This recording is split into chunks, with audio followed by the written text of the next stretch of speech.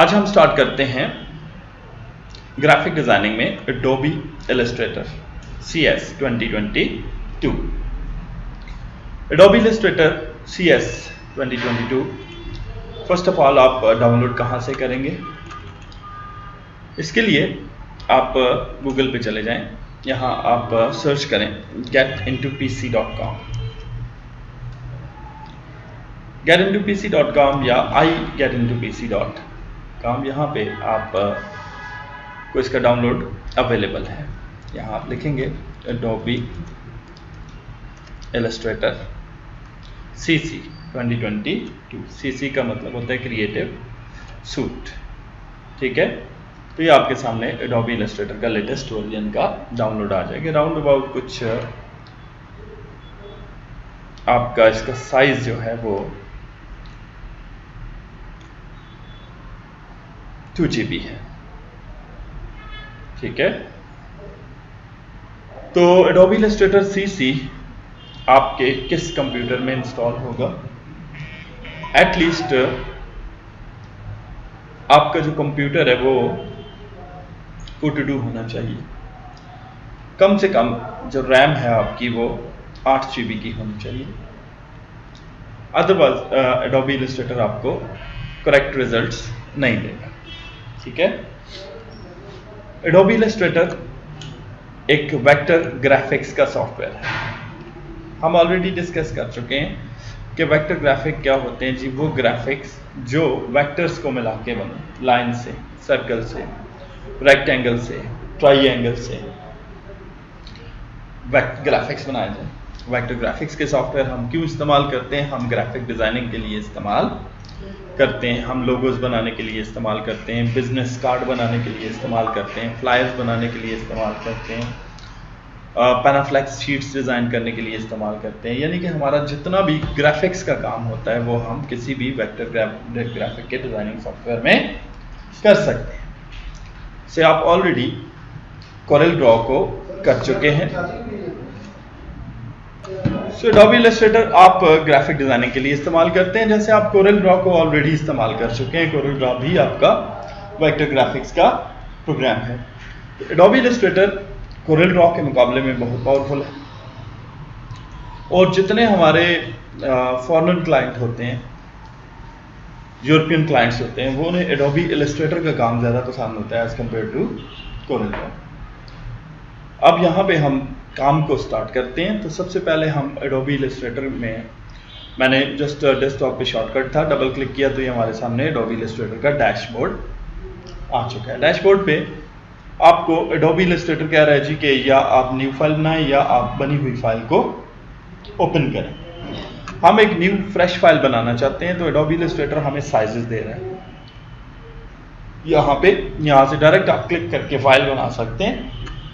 In case आप चाहते हैं जी कि आप अपनी मर्जी का साइज खुद चूज करें, तो इसके लिए आप क्रिएट न्यू पर क्लिक करेंगे। क्रिएट न्यू पर क्लिक करके यहाँ पे वही साइजेस आपके सामने आ चुके हैं। कस्टम साइज है, A4 साइज है, लेटर साइज है, लार्ज साइज है।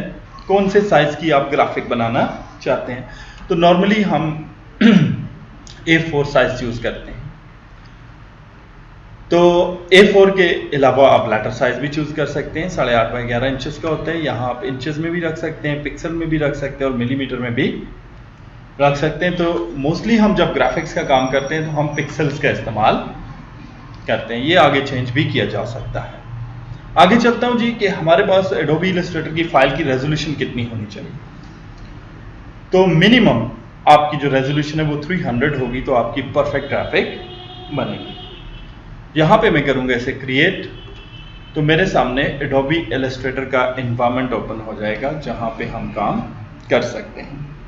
तो इस वक्त आप देख सकते हैं एडोबी इलस्ट्रेटर का एनवायरनमेंट जहाँ पे आप काम करेंगे। लेट्स सी इसके अंदर क्या क्या कंटेंट है। टॉप पे चले जाएं तो फाइल, एडिट, ऑब्जेक्ट, टाइप, ये बारें नज़र आ रही हैं। ये आपके सामने नो मेन्यूज है, ये इसकी मेन्यू बार है। मेन्यू बार के बाद आपको फौरन ये ऑप्शन बार नजर आ रही है, इसको प्रॉपर्टी बार भी कहते हैं। नीचे आपका टूल बॉक्स है जिसको आप कॉन्ट्रैक्ट भी कर सकते हैं, एक्सपैंड भी कर सकते हैं। एडोबी इलस्ट्रेटर का जो टूल बॉक्स है इसमें बेशुमार टूल्स हैं जिनको आप ग्राफिक डिजाइनिंग में इस्तेमाल करेंगे मुख्तलिफ जगहों पे। इसके अलावा आप अगर टाइटल बार के टॉप पर जाएं तो यहां आपको मिनिमाइज, मैक्सिमाइज, क्लोज के साथ ये बटन नजर आ रहा है, स्विच द वर्क स्पेस। ये एडोबी इलस्ट्रेटर की वर्क स्पेसेस हैं और इनमें से जो आपकी परफेक्ट वर्क स्पेस है वो है एसेंशियल क्लासिक। बाय डिफॉल्ट जब आप इलस्ट्रेटर को ऑन करेंगे फर्स्ट इंस्टॉलेशन पे तो आपके सामने ये वाली वर्क स्पेस होगी जहां पर आपको कुछ थोड़े से टूल्स नजर आ रहे हैं, ठीक है। तो आप इस वर्क स्पेस को चेंज करके एसेंशियल क्लासिक पे लाएंगे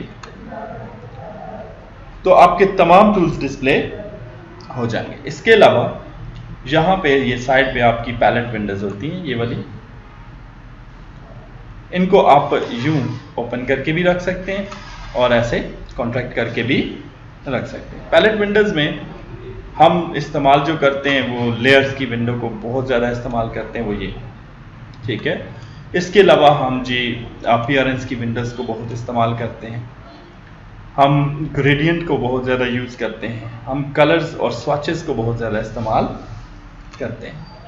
तो जब हमारी डिमांड होती है, जो ज़रूरत होती है जिस विंडो की, हम उसको ओपन कर सकते हैं ऐसे क्लिक करके और उसको पकड़ के ऐसे बाहर भी निकाल सकते हैं, ठीक है। आप देख सकते हैं कि मैंने कलर की विंडो को वहां से बाहर निकाल लिया, ठीक है।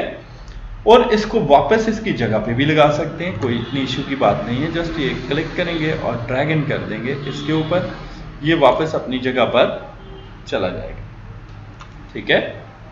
तो ऑन डिमांड जो पैलेट विंडो हमें चाहिए होती है हम उसको फॉर द टाइम बाहर निकाल लेते हैं और जब हमें ज़रूरत नहीं होती तो हम वापस उसके पैनल में उसको लगा देते हैं। ये विंडोज़ कहाँ से ओपन होती हैं? ये विंडोज़ यहाँ से ओपन होती हैं, विंडोज़ मेन्यू से। मिसाल के तौर पे मुझे कलर खोलना है तो मैं यहाँ से भी क्लिक करूँगा तो मेरे सामने कलर ओपन हो जाएगा। मुझे कलर नहीं खोलना, मैंने ऑफ कर दिया। मैं लेयर्स को ओपन करना चाहता हूँ, मैं क्लिक करूँगा, देखें लेयर पैलेट मेरे सामने ओपन हुआ। इन केस मैंने ये पूरा पैनल ही बंद कर दिया, ठीक है। ये लेयर्स का मैंने इसको पहले बाहर निकाला, ये आ गया, ठीक है। अब मैं कहता हूँ ये नहीं होना चाहिए, इसको मैं बंद कर देता हूँ, क्लोज पैनल कर देता हूँ, तो ये यहाँ से ख़त्म हो जाएगा टूल बॉक्स से। मैंने वापस लाना है तो मैं विंडोज़ में जाऊँगा, लेयर्स में जाऊँगा और इसको रीओपन कर लूँगा। अब इसको जहाँ मैंने प्लेस करना है उठा के वहाँ पे रख दूँगा, ये अपनी जगह पर एडजस्ट हो जाएगा, ठीक है। ये आपका पेज या वर्केबल एरिया है जहां पर आप एडोबी इलस्ट्रेटर में काम करना शुरू करते हैं। नेक्स्ट ये आपकी स्क्रॉल बार है बॉटम पे, ये छोटा सा एनवायरनमेंट है एडोबी इलस्ट्रेटर का। एडोबी इलस्ट्रेटर के इंटरफेस के बारे में हमने बातचीत कर ली कि हमारे एडोबी इलस्ट्रेटर में कैसा एनवायरनमेंट हमें मिलता है, हम किस तरह से काम को स्टार्ट करते हैं। अब आज की डेट में जैसे हमने कोरेल ड्रॉ सीखा तो हमने टूल्स सीखे, हम एडोबी इलस्ट्रेटर भी सीखेंगे तो सबसे पहले हमारा जो टारगेट है वो क्या है जी, इसके टूल्स को सीखना। एडोबी इलस्ट्रेटर के टूल्स में सबसे पहले जो टूल आ जाता है वो पिक टूल ही है। पिक टूल के मुख्तलिफ फंक्शंस हैं एडोबी इलस्ट्रेटर में भी, तो उन मुख्तलिफ फंक्शंस पे बात करते हैं। First of all pick tool किस लिए इस्तेमाल होता है? किसी भी ऑब्जेक्ट को ड्रॉ करने के लिए आप पिक टूल का इस्तेमाल करते हैं। फॉर एग्जांपल मुझे ये रेक्टेंगल चाहिए, ओके, यहाँ टूल बॉक्स में भी ये एडोबी इलस्ट्रेटर में बड़ी फ्लेक्सिबिलिटी है। देखिए मैं ये रेक्टेंगल के कॉर्नर पे क्लिक किया तो बहुत सारे टूल सामने आगे। इसके टूल्स के एंड पर ये एक एरो सिंबल बना हुआ है, क्लिक मारे ये पूरी टूल बार ही यहाँ से बाहर आ जाएगी। ये नहीं कि वहाँ पर नहीं है, वहाँ भी है, और एक एक्स्ट्रा टूल बार यहाँ पे आ चुकी है। मैंने ये रेक्टेंगल ड्रॉ करना है, ड्रॉ करने के दो तरीके हैं, मैं क्लिक करूं और ला के स्क्रीन पे ड्रैग कर दूं, ये ड्रॉ हो गया, ठीक है। दूसरा तरीका ये है कि मैं इसको क्लिक करूं बट ड्रैग ना करूं बल्कि पेज पर क्लिक कर दूं। अब ये मुझे कह रहा है साइज दें। फॉर एग्जांपल मैं कहता हूं 200 पिक्सल्स बाय 200 पिक्सल्स का ड्रॉ करना है। आपने चेक किया ये एक स्क्वायर बना हुआ हमारे सामने आ गया। अब मैं कहता हूं नहीं, ये पिक्सल्स में नहीं इंचेस में आना चाहिए, पिक्सल्स में नहीं इंचेस में आना चाहिए। उस पर्पस के लिए मैं व्यू मेन्यू में जाऊंगा और यहां पे एक ऑप्शन है रूलर, रूलर को क्लिक कर दूंगा, शो रूलर्स। इन केस आप यहां से नहीं डिस्प्ले करना चाहते, आप कहते हैं जी मैं शॉर्ट की से करूंगा, कंट्रोल आर इसकी शॉर्ट की है, तो इलस्ट्रेटर का रूलर आपके सामने आ गया। इस पर राइट क्लिक करें, ये पिक्सल्स में काम कर रहे हैं, नहीं मुझे किस में काम करना है, इंचेस में काम करना है। मैंने इंचेस पे क्लिक कर दिया। अब मैं रेक्टेंगल को लाके पेज पर क्लिक करता हूं, मैं कहता हूं जी 3 इंचेस बाय 2 इंचेस का होना चाहिए। तो आप देख सकते हैं जो साइज मैंने दिया इलस्ट्रेटर ने उतने ही साइज की रेक्टेंगल ड्रॉ करके मुझे दे। फर्स्ट फंक्शन हो गया इलस्ट्रेटर के एरो टूल का, इलस्ट्रेटर के पिक टूल का। अब अगर ये ड्रॉ कर सकता है किसी भी ऑब्जेक्ट को, मेजर करके भी ड्रॉ करेगा, विदाउट मेजरमेंट भी ड्रॉ करेगा, तो ये इरेज भी कर सकता है यानी डिलीट भी कर सकता है। ये इसका सेकंड फंक्शन है। ऑब्जेक्ट डिलीट कैसे होगा, जस्ट ऑब्जेक्ट पे क्लिक करें, कीबोर्ड से डिलीट बटन प्रेस कर दें, आपका वो ऑब्जेक्ट आपके पेज से रिमूव हो जाएगा। सेकंड फंक्शन हो गया। थर्ड फंक्शन, ये एक ऑब्जेक्ट को कलर भी दे सकता है, ये एक ऑब्जेक्ट को आउटलाइन भी दे सकता है। अब आपने एरो के टूल में आउटलाइन का कॉन्सेप्ट जो है वो कोरल ड्रॉ में नहीं था, ठीक है, यहां पर है। कैसे कलर देने के लिए यहां टॉप पर आ जाएं तो ये देखें आपको कलर्स नजर आ रहे हैं, ये फिल कलर्स हैं सारे। कोई भी कलर जो आपको अच्छा लगता है क्लिक करें, आपकी ऑब्जेक्ट में फिल हो जाएगा। यहां पर स्ट्रोक का ऑप्शन है, स्ट्रोक कलर आप अपनी मर्जी का चूज करें। फॉर एग्जांपल मैं इसको रेड स्ट्रोक देता हूं, अपनी मर्जी का स्ट्रोक साइज चूज करें। यहां मैंने स्ट्रोक का साइज चूज किया, ओके। तो आप देख सकते हैं कि इसको स्ट्रोक भी लग चुकी है और इसमें कलर भी फिल हो चुका है। अब मुझे इसे जूम करके देखना है। एडोबी इलस्ट्रेटर में जूम करने के लिए हमेशा ऑल्ट का बटन प्रेस करेंगे कीबोर्ड से और माउस के स्क्रॉल को घुमाएंगे तो ये जूम अप या जूम डाउन करेगा। एडोबी इलस्ट्रेटर में ऑल्ट का इस्तेमाल बहुत ज्यादा होगा ऑनवर्ड्स। अब आप देख सकते हैं एक प्रॉपर आउटलाइन लगी हुई है, एक प्रॉपर फिल कलर किया हुआ। मैंने जी ऑब्जेक्ट के आउटलाइन को पतला करना है जैसे ऑलरेडी था, तो मैं यहां से 1 पॉइंट कर दूंगा, ये पतला हो गया। मुझे जी इसके स्ट्रोक का स्टाइल चेंज करना है, मैंने इसको डैश लाइन कर दिया, तो आप देख सकते हैं कि मेरी ये स्ट्रोक अब पतली भी हो गई है और ये डैश लाइन में भी आ चुकी है। मुझे इसे दोबारा से नॉर्मल करना है, मैं डैश ऑप्शन को ऑफ कर दूंगा। मैंने जी इसका जो पॉइंट दिया था 1 पॉइंट दिया था, 0.25 पॉइंट कर लेता हूं। मैं इसके कलर को यहां से ऑटोमेटिक यानी ब्लैक कलर कर देता हूं, ठीक है। अब आप देख सकते हैं स्ट्रोक आपको नजर ही नहीं आ रही है, लेकिन जूम अप करेंगे तो आपको बाकायदा स्ट्रोक नजर आए। तो एरो टूल फिल भी देता है और स्ट्रोक कलर भी देता है। ये हो गया जी हमारे पास इसका थर्ड फंक्शन। फिर जी हमने ऑब्जेक्ट को रीसाइज करना है।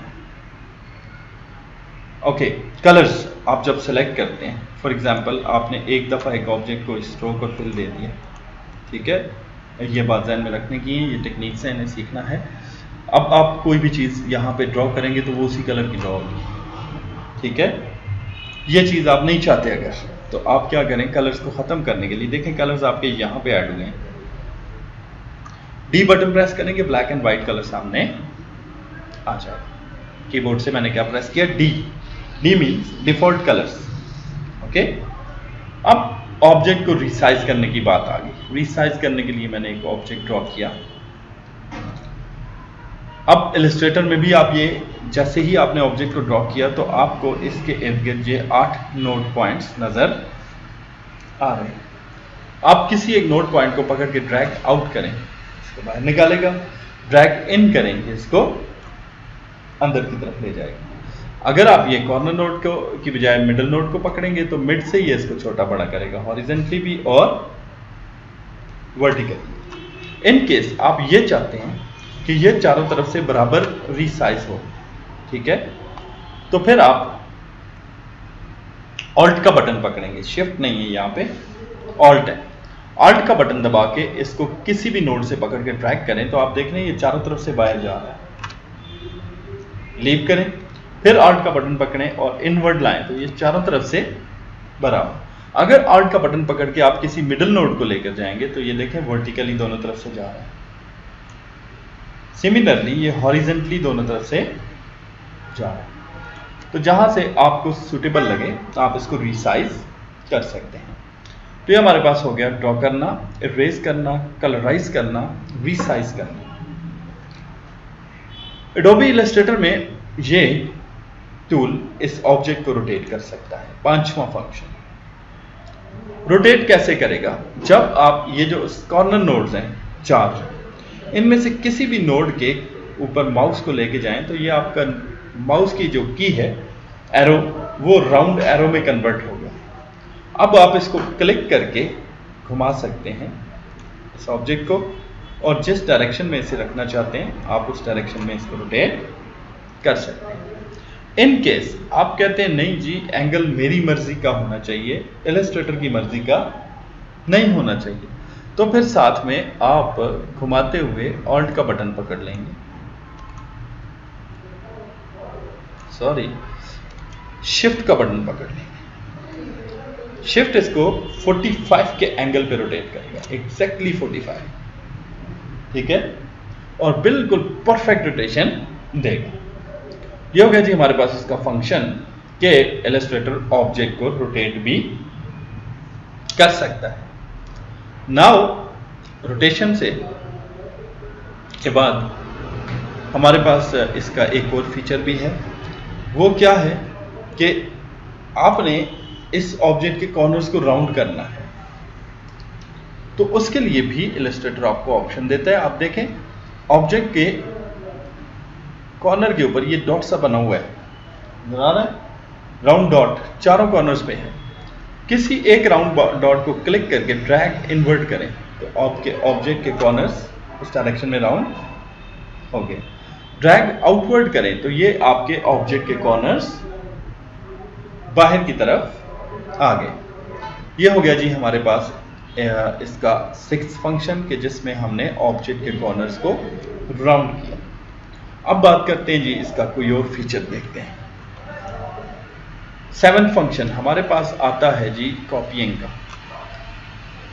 क्या ये कॉपी कर सकता है? ठीक है, लेट्स सी। ऑब्जेक्ट ड्रॉ करते हैं, पता चल जाएगा।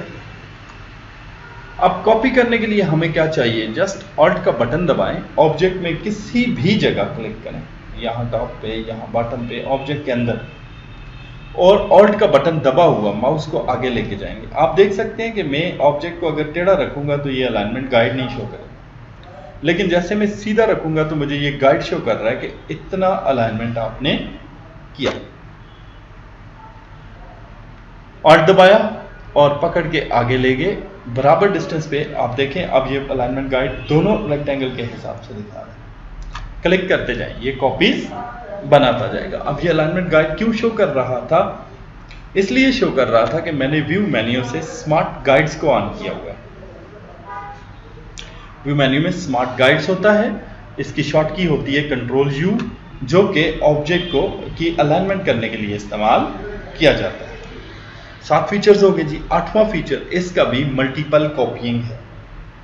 मल्टीपल कॉपी कैसे करेगा? ये जी बहुत ही आसान, ऑल्ट का बटन पकड़ें, आगे एक कॉपी लेकर जाएं जहां पे आप ले जाना चाहते हैं, उसके बाद कंट्रोल डी प्रेस करते जाएंगे।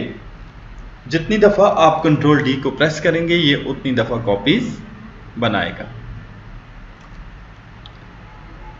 Control D means duplicate. अब जी 9वां function multiple selection. Multiple selection कैसे करेगा? आप एरो टूल को लेके टॉप से या बॉटम से कहीं भी बाहर से ऐसे ड्रैग करें, माउस को क्लिक को दबा के ड्रैग करें तो ये सेलेक्ट कर देगा। ये है multiple selection of the object. अब आप जस्ट ऑल्ट का बटन प्रेस करते हैं, आप इस मल्टीपल सिलेक्शन को भी कॉपी कर लेते हैं। आप इसको भी कंट्रोल डी करते हैं, आपने ये बहुत सारी कॉपीज नीचे बना दी। जितनी दफा चाहिए उतनी दफा कंट्रोल डी प्रेस कर दें, ये उसको कर देगा। 10th and last function arrow का वो होता है रैंडम सिलेक्शन। रैंडम सिलेक्शन क्या है? मुझे ये चाहिए, फिर सेकंड नहीं चाहिए, तो मैं शिफ्ट दबा के जिस बॉक्स में क्लिक कर रहा हूं, आप देख रहे हैं उसके मिडल पर ब्लू कलर का सिलेक्शन सिंबल आ रहा है। ठीक है, तो मुझे पता लग रहा है कि ये ऑब्जेक्ट सिलेक्ट हो रहा है और बाकी ऑब्जेक्ट सिलेक्ट नहीं है। तो मैं रैंडमली सिलेक्ट कर रहा हूं, एक ऑब्जेक्ट को छोड़ के एक ऑब्जेक्ट सिलेक्शन में ला रहा हूं।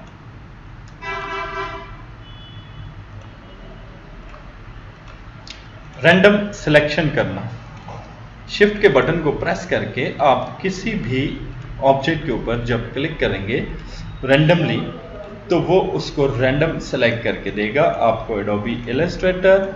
जैसे अभी आप देख सकते हैं कि मैं रैंडमली मुख्तलिफ ऑब्जेक्ट्स को सेलेक्ट करके आपके सामने ला रहा हूं।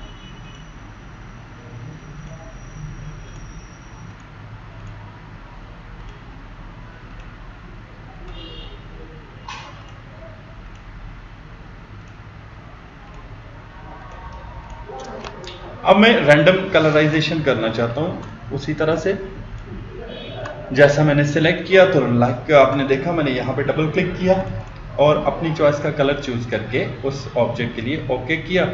तो जो जो मैंने ऑब्जेक्ट सेलेक्ट किए हुए थे उन सब पे रैंडमली कलर आ चुका। अब लाजमी नहीं है कि मैं रेक्टेंगल को लेके कर रहा हूं, तो आप लोग भी रेक्टेंगल ही पकड़ लें। ठीक है, मिसाल के तौर पे मैं पॉलीगॉन लेता हूं। पॉलीगॉन की साइड्स कितनी होंगी? 6 होंगी। ठीक है जी, पॉलीगॉन का साइज कितना होगा जी? 0.5 होगा जी, आधा इंच। ठीक है, तो आप देख सकते हैं मैंने एक खूबसूरत सा पॉलीगॉन यहाँ पे ड्रॉ कर लिया। अब मैं ऑल्ट की मदद से इसकी नीचे कॉपी लेता हूँ जी। मैं कंट्रोल डी करता हूँ तो डाउनवर्ड ये कॉपी करना शुरू हो गया, क्योंकि फर्स्ट कॉपी मैंने डाउनवर्ड ली थी। अब मैं फिर से ऑल्ट लेके इसकी आगे कॉपी ले लेता हूँ। अब मैं फिर से कंट्रोल डी करूंगा तो जिस सीक्वेंस में मैंने कॉपी किया तो आपको इलस्ट्रेटर उसी सीक्वेंस में लेकर जा रहा है और एक हनीकॉम्ब की तरह का आपको ऑब्जेक्ट बनाकर इलस्ट्रेटर ने दे दिया।